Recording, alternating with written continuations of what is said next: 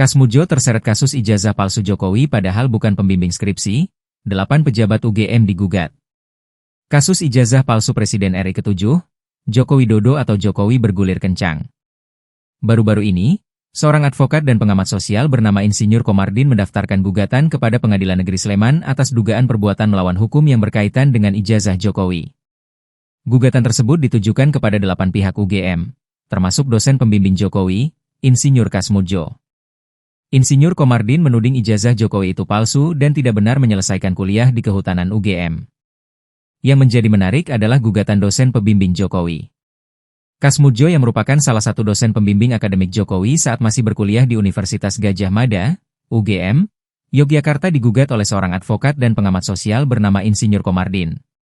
Insinyur Komardin menggugat Kasmudjo soal ijazah milik Jokowi yang disebut benar asli. Dikutip dari Serambi News, Kasmudjo dikenal sebagai salah satu dosen yang berperan penting dalam perjalanan akademik Jokowi selama menempuh pendidikan di Fakultas Kehutanan UGM. Ia sendiri menggambarkan Jokowi sebagai pribadi yang disiplin, teliti, dan memiliki etos belajar yang tinggi. Sebagai pembimbing akademik, Kasmudjo turut berkontribusi dalam membentuk kedisiplinan dan ketelitian Jokowi. Nilai-nilai ini kemudian tercermin dalam kepemimpinan Jokowi baik sebagai wali kota, gubernur, hingga presiden. Kasmudjo mengakui sebagai dosen pembimbing akademik Jokowi, bukan dosen pembimbing skripsi. Ia turut memastikan bahwa Jokowi lulus dari Fakultas Kehutanan UGM.